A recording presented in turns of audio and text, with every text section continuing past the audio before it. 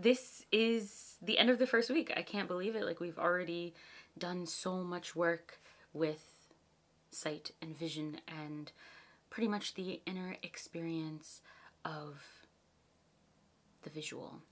And I just wanted to say, first of all, thank you so much to everyone who's been watching, been joining the Discord, sharing their experience, and just for, being along the ride. Like, it's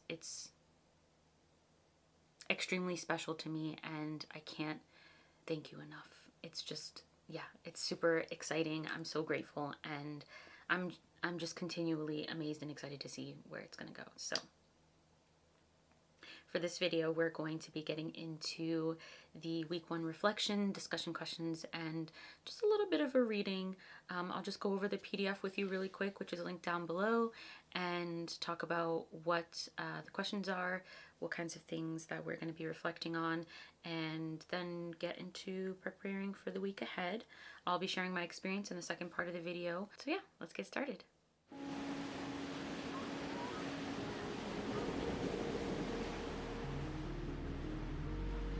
Okay, so first things first, we are going to start with just a little 2-card reading with our guide, and then we're going to get into 4 discussion questions. So the first thing that we are going to be consulting our guide for, your guide, my guide, we're going to be asking for a message. A message from my guide about my sense of sight.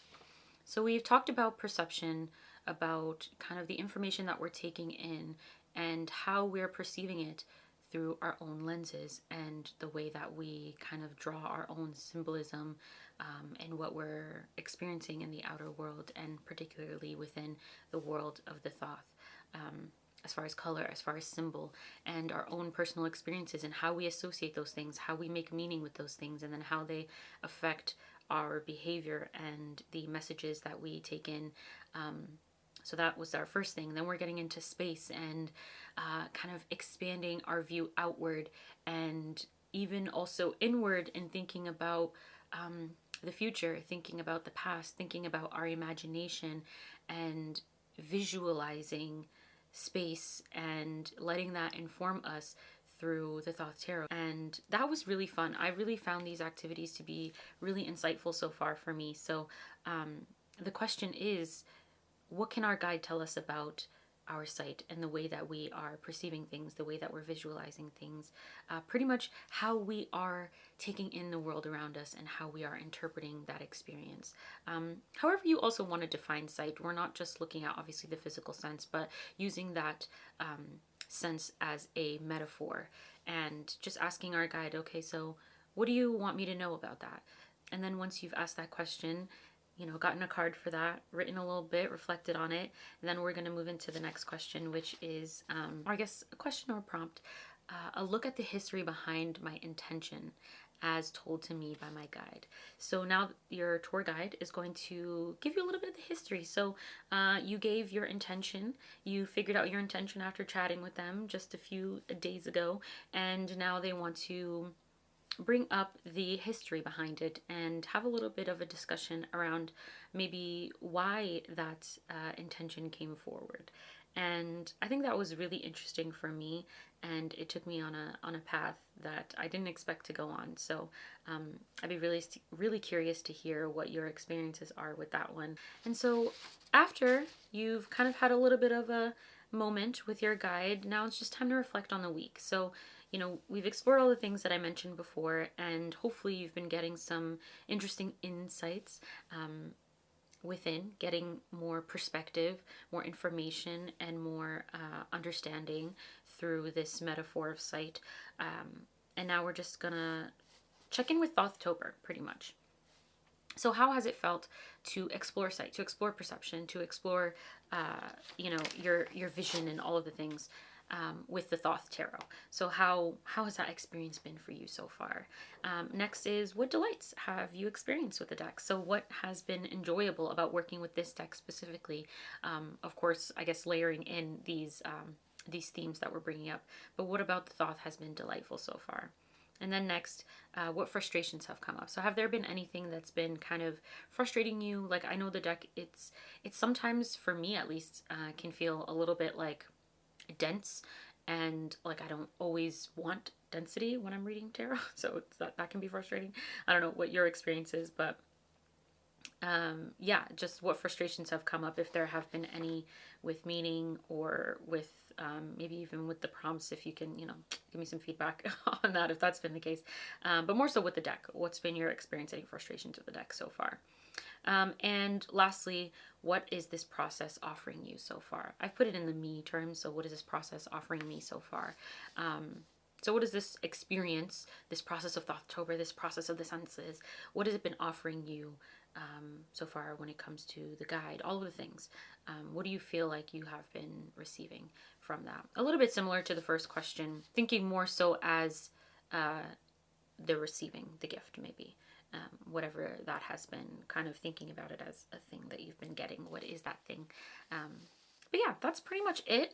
We're going to be moving into the sense of hearing this coming week. So really start to, once you finish this, orient yourself around opening your inner ear. I think a lot about, maybe because like clairaudience and that type of intuition is really close to me. So I'm really excited about this week, and I tend to think of it in that sense of like my inner ear, like especially as a writer and as a poet, I'm very keen on syllables and sound and the way that things, and rhythm and things like that. So really start to orient yourself around that, noticing your surroundings, and even looking into the deck, but we'll be getting into that soon.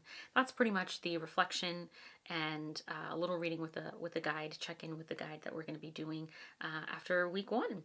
And yeah, so if you want to share your responses in the comments, let me know how things have been going. Of course, the Discord is always open for that. So yeah, thank you so much for watching if you're ending here, and I'll hope to see you again when we get to the next part, but I love you dearly.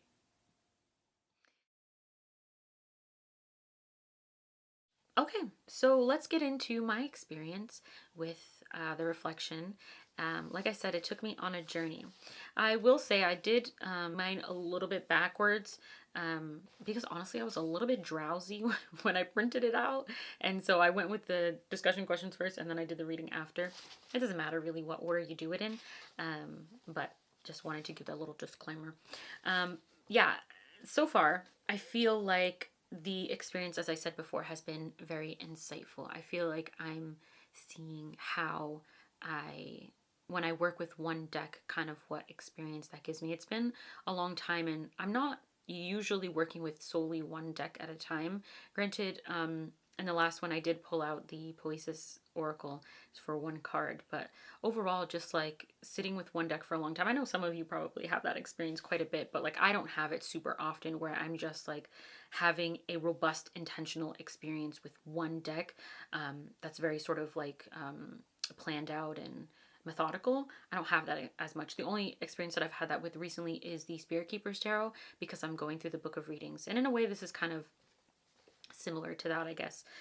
So yeah, but it's different because it's not just speaking into my life. I'm also feeling like I'm studying the deck and speaking into my life at the same time. So yeah, a lot of insight, and it's just been the word that I use was like a weaving effect. I feel like different threads are being weaved as I go throughout the activities, and that's been really interesting for me.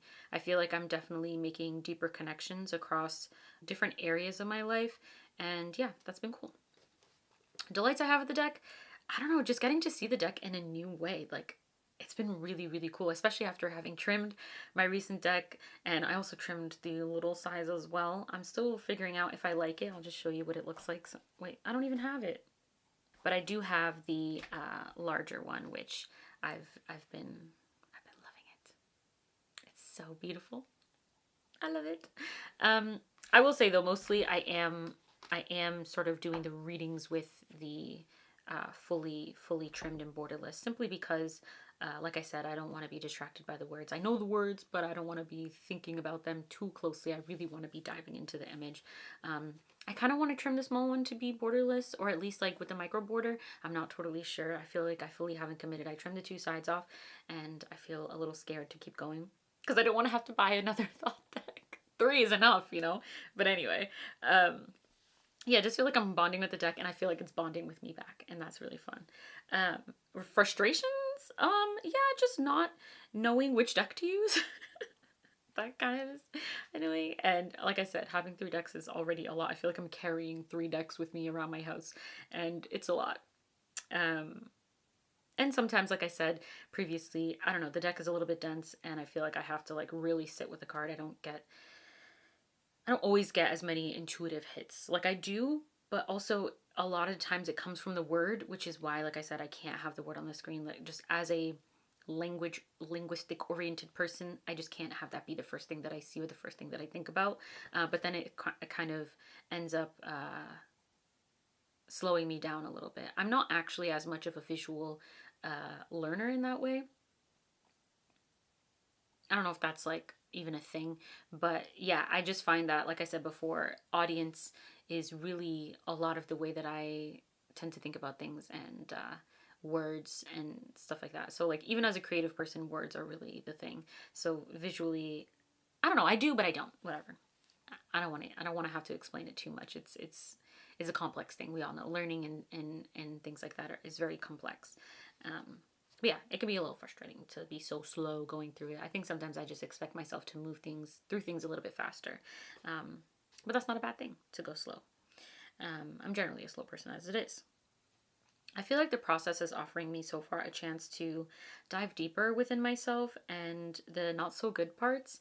Yeah, I feel like it's just been offering me the chance to disentangle some things and get deeper into things that I feel like I have a sort of wide understanding of, or a very like general understanding of, but really allowing me to dig deeper and get a deeper understanding of that thing to I don't know if dig is the right word, but to examine. Yeah, I feel like I'm doing a little bit more of an examination, and that's been really interesting. I'm definitely also connecting with my intuition and ability to receive clearer information. I feel that has been really interesting. I think it is such a powerfully intuitive deck, even though what I said before still holds. It has such a nuanced, complex, robust visual language, and so that has been just really interesting to connect with that and establish a new line of intuitive connection within myself via working with the deck, but I guess also with the deck as well. And I will say before I get to the next question, because we're going to be talking about questions with my guide, that the process has been offering me a connection to serpent power. I know on the Discord server I posted it and then I deleted it because I was kind of reorganizing things, and then I deleted that thread, so it's not there anymore, but I plan on going back and talking about it.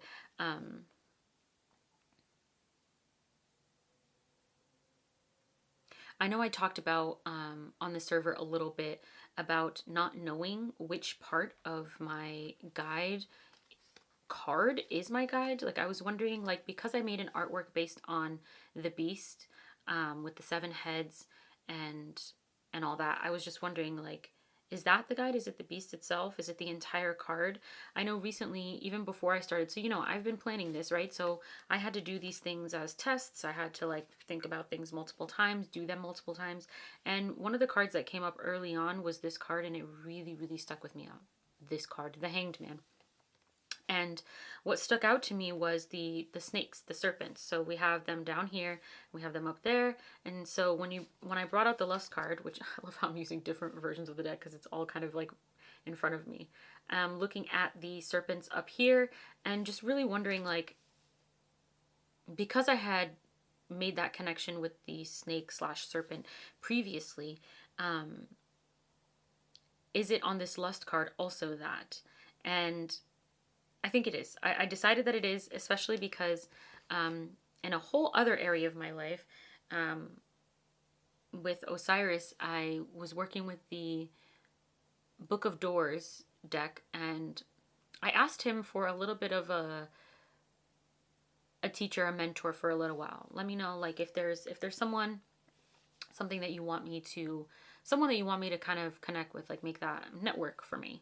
And Ujit, I don't know how to pronounce it. I apologize. The Egyptian names are always kind of tough for me.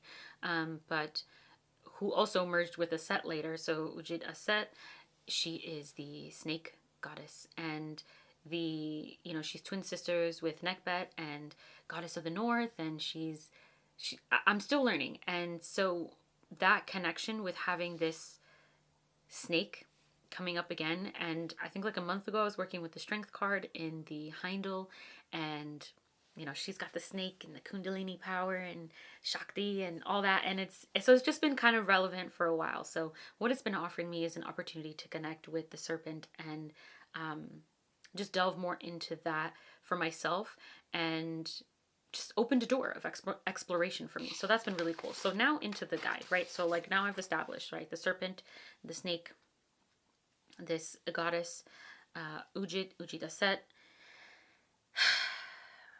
That's what we're going for. It's a snake, right? So I asked a message about my sense of sight, right?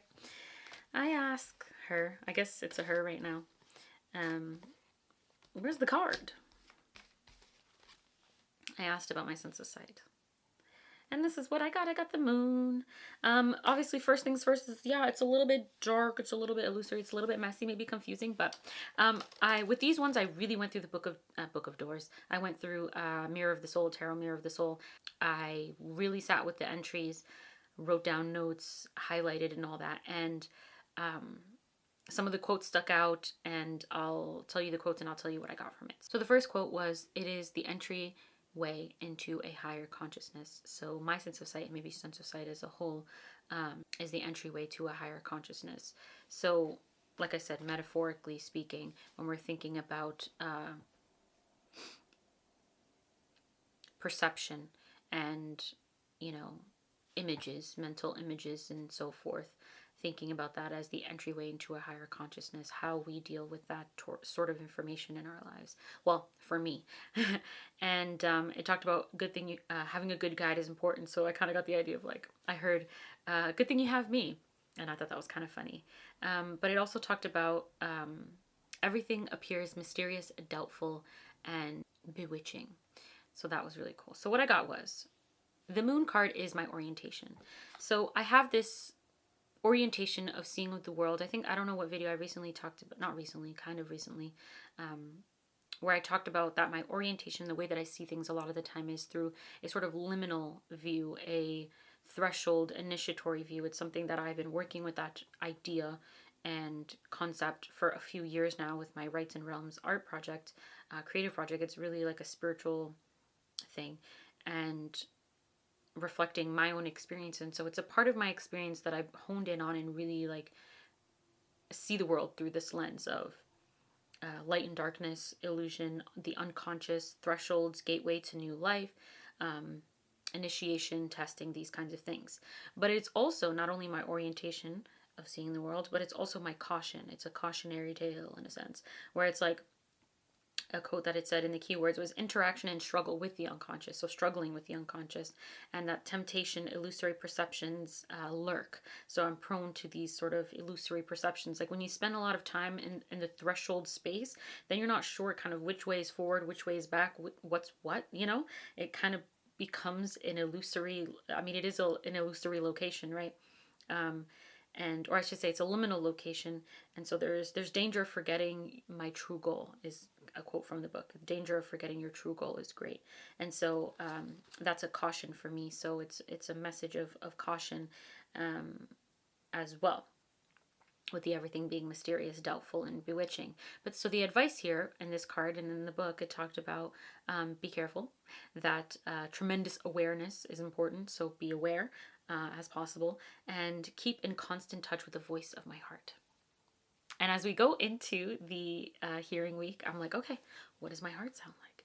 And thinking about a couple videos back when I talked about, when I pulled a card for what is the heart from the Seasons of the Witch Mabon, and we got the Queen of the Dead. That was interesting. So yeah, keep in constant touch with the voice of my heart, and follow the teachings of my heart. Get to know what things block the light. So this was really interesting. And I also remember the moon card. It's been a minute since I've really sat with it, but it's my card of the year for my birth card, which is about to transition into the sun card at my upcoming birthday next month. So that's really exciting. So this was kind of interesting as far as like my sight. It's kind of been where I am and where I've been for quite a while. Next, we have a look at the history behind my intention as told to me behind my guide. So my guide, my serpent guide, is going to tell me a little bit of the history. We're gonna chitty chat about the history of my intention. And my intention, baby, was to prove myself worthy. And oh, that I set on a interesting path with that one. So I talked about how this was not something that I would usually do. Because, self-worth is something that I've worked on quite a bit. Even starting this channel, I talked to my friend a lot about this, where I'm like, I couldn't even do something like this for a long time until I felt like there was a confidence and self-worth that I had to work through to even be able to sit here and do this, to make videos, to put myself out there, right?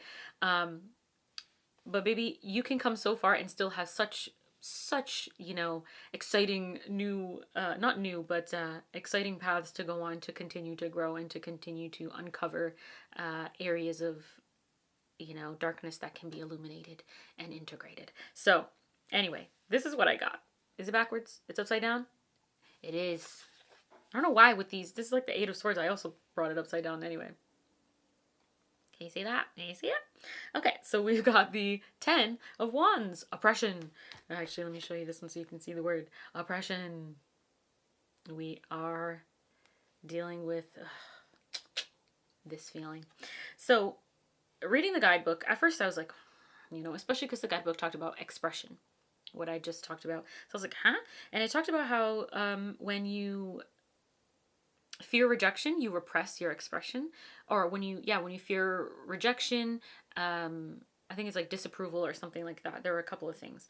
And so what I talked about was I did that. I did that for a long time. And that's why this sort of threshold initiatory passages is so important to me, because I feel like there was like big initiatory passages that happened for me in the last few years, where I was able to come into myself more and begin to release that fear of rejection and release that repression of expression. Am I even saying anything? Anyways, I felt like I had to stop expression to be approved of, to be accepted, and to be celebrated. But in this card, it tells me that there are still some lingering fears that I feel like I have to prove that I sort of deserve something. That, going back to childhood, and some of the ways that I was conditioned was around feeling like I'm worthy to be celebrated and given what I asked for. So it's like good things aren't just given, they are earned. And I'm still wrestling with that, and I know I'm wrestling with that. So it's really interesting, right? So so the history is that there's a power over me, that I felt, and when I was younger, that from whom I must gain permission to express myself, or to know something, or to be something. So that's something that I experienced a lot of. And what was interesting too was that in the in Mirror of the Soul, the suggestion was to draw another card asking, what will my life be like when I'm ready to free myself? Okay, I guess I'll do that. I got success, which is like not a bad card to get for that. So it's like, okay, well, so I'm in for something good, and thank you. That's good to know. The first thing that I thought with this, and I won't say too much about this one, because there's more personal unpacking to do, and it's already been quite personal so far. But so we've got success, right? So what a beautiful card too. I really like the colors on this. Am I matching with it? I like it. Comfortable reciprocation. That was the first two words that came to mind. So getting comfortable with reciprocation, like I said, of feeling like good things are given, celebration is given. And it reminds me back to the card of the Four of Cups that I got for what possibilities await me in my dreams. And I talked about that receiving. And so getting comfortable reciprocation. Give and take. I love it. So this is kind of like my usual thing of the Six of Discs in this case. But one of the quotes that I liked, it said, the external manifestation of the inner, and the other quote was, the internal unfolds itself and blossoms visibly. There was a lot to unpack. It talked about the 6 planets and the different ways to create or experience success through the wisdom of each of the planets. And so that's something that I'm going to be sitting with for quite a while. I loved these cards in the way that they looked. I felt like they were quite beautiful together. And I really appreciated the path and journey that they took me on. I find that, like I said, so far I've just had the opportunity, and this reading really culminated it for me. I've had the opportunity to really dig deep, and I'm really excited. One of the things that sticks out to me for that success card, though, is Venus, and how it said that, one of the ways for success in the case of Venus was to be open to a deeper level of feeling. It says, only if you are open to the deep dimensions of feeling will you be able to fully enjoy the happiness of success. And I don't see myself as being someone who's not open to deep dimensions of feeling.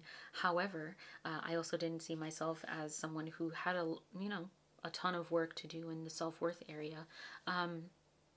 But it's always something that I can be more available for. It's just one that's sticking out to me right now. So I guess I just wanted to share that as well.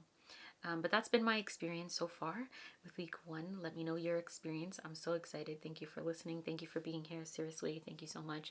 I'm loving this experience so far, and I'm so grateful for those of you who are watching along, doing your readings, doing thothtober with me. It's been incredible, and I can't wait to continue. So I will see you in the next one. I love you dearly. Bye.